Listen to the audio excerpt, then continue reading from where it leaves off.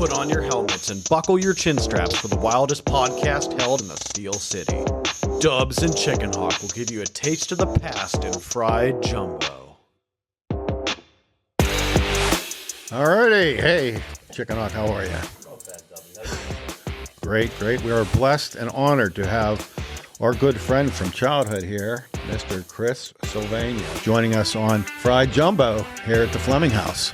Getting a lot of good feedback from the guests we have, and it's kind of a human interest story type of a podcast. And we've met a lot of different people in our lives, and I'm sure everybody else has listening. So we people love to hear how people grew up, right? Oh my God, yeah. And identifying with it and feeling good about it. But Chris is the man, and he's hysterical. I love what you guys are doing here. This is great, absolutely great. But I do got a little bit of a beef with you guys. I mean, you guys, obviously, you guys. I'm afraid your family must have had a little bit more money than mine, because your fried jumbo was on Wonder Bread. And mine was on this big lump of dough that my mother used to make. I loved everything my mother made except her bread. Except her bread. But the garlic and the onions. We had to have garlic with ours, this is great. But you ate jumbo, fried jumbo? What do you think? Oh yeah. Yeah, you want to know something? You want to know something? My dad would sacrifice. We got square Luger's jumbo. Oh. I had to have it on the brick bread. But we did get square jumbo. Was Luger's? Luger's was the top. Deli or something? No, it was a brand. And I know this stuff. Chris knows food. I know food, so but it was probably maybe 8 to 10 cents more a pound. But my mother splurged because that counted, I guess so. But Chris was our brush with fame, or only growing up at where we did. Chris was in some commercials for a local bread company. And that's kind of how as a child, you looked over, there's that red-haired chunky kid with the curly hair. Just say what you said. You said, hey, that redhead fat kid. I never called him fat. No, you never did. I don't think I did. No. I don't think I did because I didn't know better at that point. Right. We were little. How old were you when you did Let's see. I was in second grade, so it was about 8. That was when that one did. But I did other things, but that was the one that people around here remembered. Yeah. How did you get into all that? Well, did your mom help you? No, actually, no. It is a funny story. Now, my family owned Delalas. My mother and Mrs. Delala were sisters. Oh, okay. Right. I mean, we our families was separated, and we did our own thing and stuff like that. But I worked there from the time I was like 8 years old, 8 or 9 years old. Where, and that's a funny story. In the warehouse or at the store? At the store. What did you do? Walk around well, and smile? this is no, wait a minute. This is a funny story. My mom, like I said, my mom and Mrs. Delala were sisters. Yeah. My Aunt Madeline, and I'll never get this. One time, my mother said to me, I was like, might have been 9 years old. It was around that age. So she says, "Hey, you're getting up tomorrow." And this was over Easter break. Remember Easter break in school, guys? Oh, you yeah. had a little bit. Yeah. You know what I mean? So, like the second day, I figured I was going to go goof off with the Holders and Joe Alessandro, where we were just going to, you know what I mean? So my mom goes, "Hey, tomorrow morning, 8 o'clock, your Auntie Madeleine's coming down to pick you up. You're going to work up the store." Yeah. I said, "What?" I said, "Like work?" She goes, "Yeah. You're gonna go to work, right? They're busy." And my job was only at the time because they would run specials on like the jumbo eggs for like 19 cents. Right. So I had to just stock eggs all day. That's all I did. But but it's a funny story. Make it quick. Is 8 o'clock. I'm ready. I'm ready to go to work. I got work clothes on. I'm ready. I'm gonna go make like 78 cents an hour, whatever it was back then, right? So I'm waiting. So about 10 after 8, my aunt comes down. And by the time my mom and her have their coffee and talk about things and everything, it's like 9:15. So we're getting in the car and we go pick up my cousin Randy, who's about the same age as I am. Yeah. So I'll never forget this. I'm in the back of my aunt's car, me and my cousin Randy, and she looks in the mirror to me and my cousin, and she says, "Chrissy and Randy, I'm your Auntie Madeline and I love you very much. But inside that store, I'm Mrs. Delala and I'm paying you to work." Wow. And that was it, man. And I just, chop. That's how I learned to work, which is, I think that's what my mother wanted me to do. You know what I mean? Teach you values. Teach how to work. Teach you how to get up and do but okay, there I go. I saw something shiny, but I was working, and this is I think I was about I was probably about 10 years old, and it wasn't like child labor and stuff like that. My mom would bring me up, hey, you know what I mean? I had to stock shelves, break the boxes down, and stuff like that.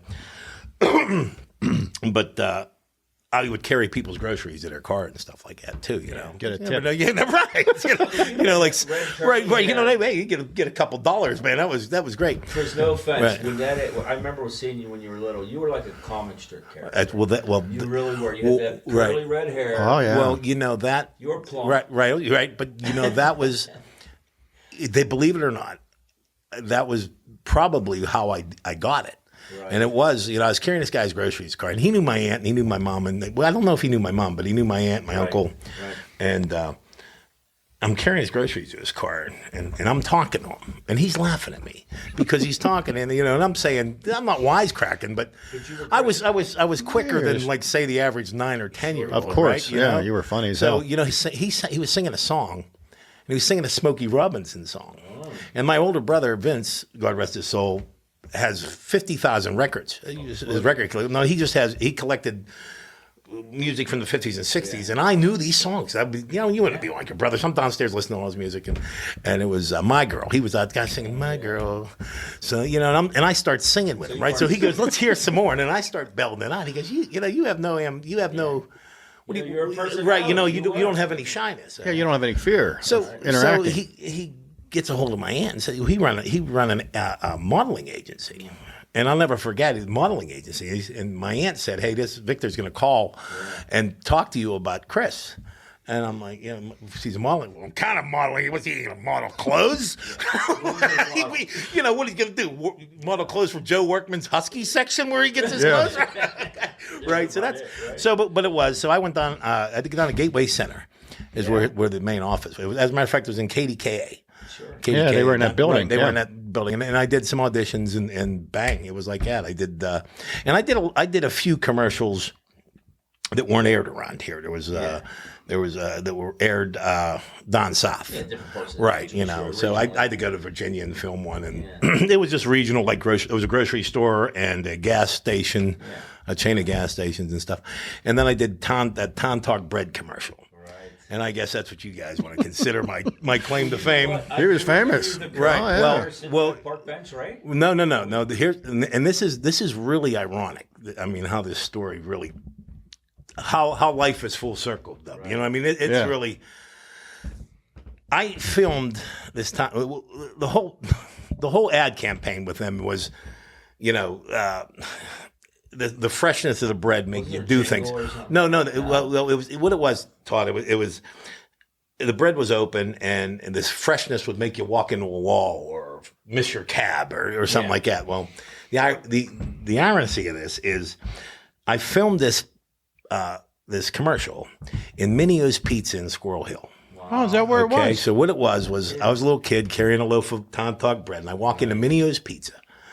And the guy at the time who was their head pizza man was Joe Aiello. Oh, I knew Joe O. Okay, right. Joe was me and Joe Aiello was working for Minio's before he opened up his own. He opened his own. Okay, so that's that's a big picture. I mean, it was So what the story was, I walked in Minio's Pizza carrying this loaf of bread, and Joe Aiello was behind the pizza counter, and he was spinning the pizzas. And then he smelled the bread, and it fell on his head. Well, they had a guy up on a ladder because Joe could spin pizza, but it wasn't, I got it. But so they had to drop it on his head. And that was 30-second commercial. And then they did the Talk, hey, so fresh, all this stuff. But that was it. Right. And then I did some films, but these films were like those. Remember them boring films you did in school? We watched in school. You fell asleep. Okay, I did about 3 or 4 of them. But then I got a call about a Broadway play, and this Broadway play was, Bugsy Malone. I think it was what it transpired. Jodie Foster ended up playing in it in the movie and stuff. But what it was, they got all these actors. I mean, these child actors, small, anywhere. I think the age range was from 8 to 13. and they played these little they played gangsters. They played Chicago gangsters. Right. And they had little cars, and they had little hosses, and they had, little Tommy guns and stuff like that. And it was good. And I went up. Well, I did an audition in Pittsburgh, and the director come in, and there was me and another kid. I can't remember where. I think he was from Eastern Ohio. I can't remember where he's from, but they liked us. So, so then they invited us up for the director and the producer. And it was off Broadway, if you know what I mean. I mean, it was Broadway, but it was off Broadway. And so we went up there, and I had two auditions, and they liked it. They liked what I saw, and I wasn't going to be Al Capone. I think I was going to be Frank Nitti. I'm not exactly sure. Young. Right. But I don't know what character I was going to play, but I read the script real well, and they taught you how to speak in a certain accent, and it took a little bit of time, but either you have it or you don't have it to pick it up. And so I did, and they liked it. Thinking back on it, I can remember my mom, and she was real leery, and my mother asked the question, hey, where are these kids going to go to school? Yeah. And, we'll have a tutor come in. My mom says, I want to know where they're going to go to school. So what it was is they had a room in a building next door that they had classrooms set up. They had 2 classrooms. And it was like 3 or 4 hours of schooling a day. Right. And then there was another 8 hours of rehearsal and getting ready for the show. And then once showtime, once if it did produce, if it did go through, then, you might have went to school 2 days a week. And, my mom goes, nah, this isn't, no, I'm not doing this to him, no. Well, I think today, even, right. where you live, where you think about your kids going to school once you get married and start having kids. And what that's going to be about. Right. But, my mother was, old school. Traditional. You know what I mean? She was, she's an Italian Catholic, man. She was, there was, there's one way or that. There's no. Yeah, it was structured, very structured. No, right. And you want to know something? But that was I remember her excuse. He can't make it in school now. What's he going to do up there? A kid won't even remember how to read. You know what I mean? Because, if you think about it, I have ADD, ADHD, whatever you want to call it. I was just never diagnosed with it. Right. I was just one of those bad kids in school that didn't pay attention, that got his ass beat once a month at the principal's office. I know where you're coming from. You know what I mean. So that's what you two ping pong balls. Yeah, I know. So, yeah, Chris is going to be the one. Okay, so I'm gonna. I'll who are you now? Well, listen, your acting thing was really cool. And believe it or not, I can remember as a little kid seeing you. Yeah, no, we didn't know each other. Well, we didn't back then. We didn't probably know each other. No, you were on the football team. Right. I remember you trying to get you couldn't get on the football team when we were real little. I remember you that's funny. Well, yeah, do you remember that? It was what was the weight limit back then, Todd? Do you remember? It was I don't remember. It was 135, and I was I was 170. So my he said right, that's what I always joke about that. Because what's the chart? Hey, what's the chart you're supposed to be I'm supposed to be 178. I tell people, holy hell, I weighed 178 in the second grade. I'm never going to get there, But you know what I mean? But that's what it was. Remember, they used to make me run. My dad, my brother made me do it, But I had fun, though. So where are you at now, Chris? I got in the pizza business. So I have Christopher's Pizza up here on Route 30, and I have been down there for 37 years. But I started in Latrobe. And now, I have that, and my family, we have a restaurant up in Latrobe called Carmine's Pizza Pasta, and it's really. You guys both been up there. Oh yeah, so it's, love it. Oh yeah, well it's if you went to Arthur Avenue in the Bronx and you went to you're in an Italian neighborhood and you find a family-owned Italian restaurant. Well, that's what it is, and that's what we went after, and it really is. And I'm out there talking to my kids. We're out there talking to customers. It's just we make you feel like family. We're enjoying it like hell. It's just a lot of fun. You know what I mean? I enjoy it. You know what I mean? I love people. You know what I mean? Kids and everything. Oh yeah. Right. So you're a granddad and everything too now. Right. Yeah. It's last week ago, Monday. Yeah, today. Sunday. Yeah, I had my third grandkid. Third. Well, Draco. So what are the other two's names? I got Salvador. He's Carmen's middle son, and then Camilla, his daughter. So, it's we keep it. All my brother's kids: Maria, Santino, Marco, and Candida. So you're all Irish then? Yeah, all 100% Irish. It was Polish family. big Polish family. Yeah.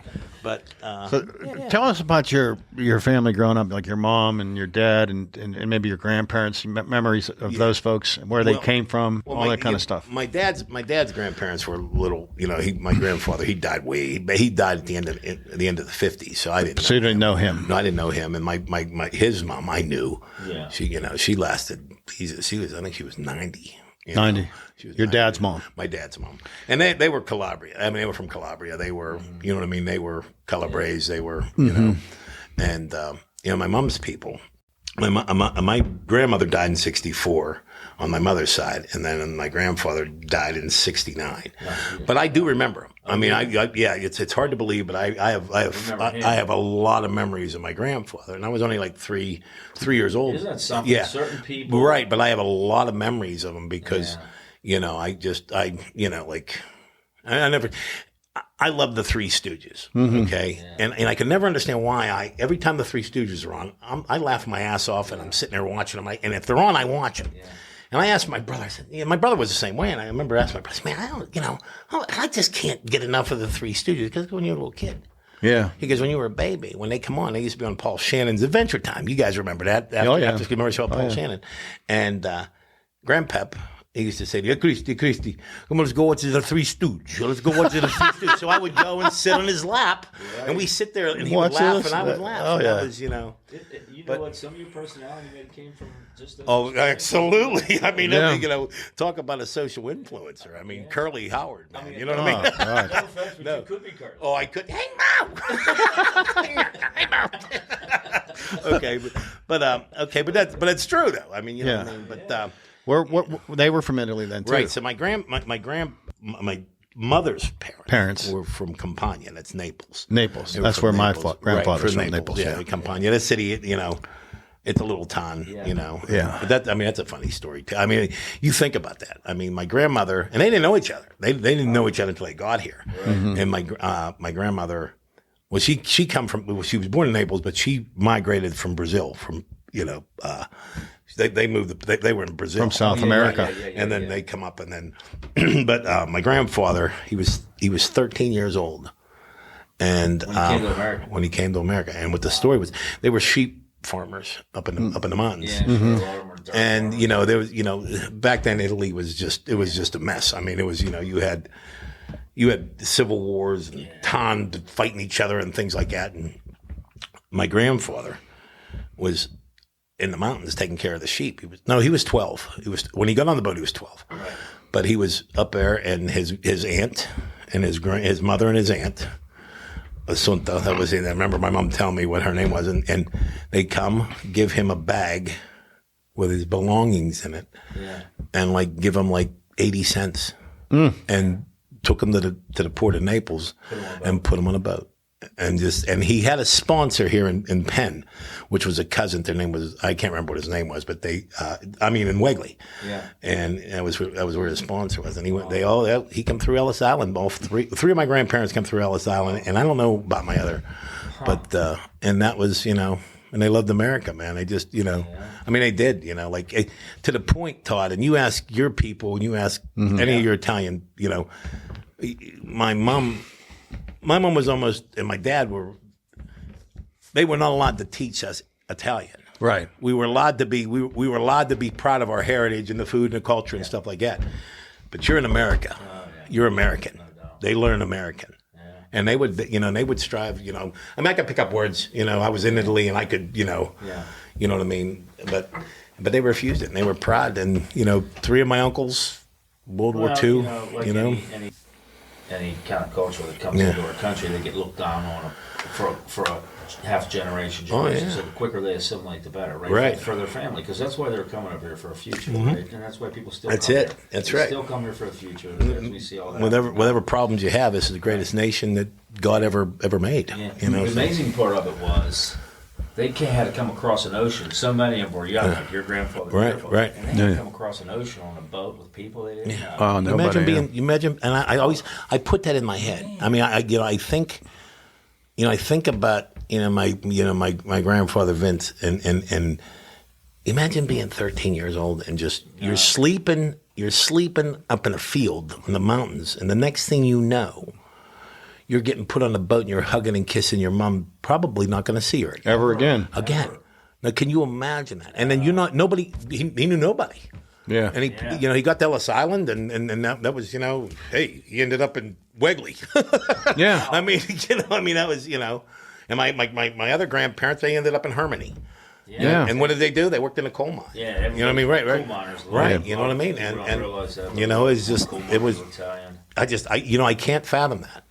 Yeah. And but to them, and to their credit, okay, that we say we can't fathom that is because they made our country and they made their family and they made things better for us. They sacrificed. Okay, the sacrifices that they made, that we don't have to understand that. We don't comprehend with that because of what they did. So you know what I mean? But much deeper than ours. I mean, everybody has, for sure, everybody has struggles. No matter where they're at. Oh yeah, it's theirs were very raw. Oh my goodness, yeah. Oh my.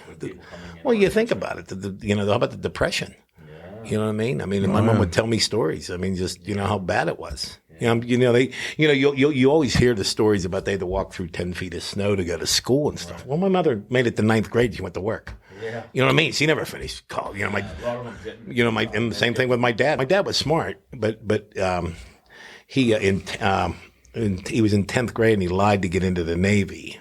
Yeah. But he went to Korea. You know what I mean? My dad, he went to Herald School. It was before Hemphill. Herald School. Yeah. Okay. Oh, yeah. And he missed a lot of days because he was sick. My dad was a beanpole when he was younger, but he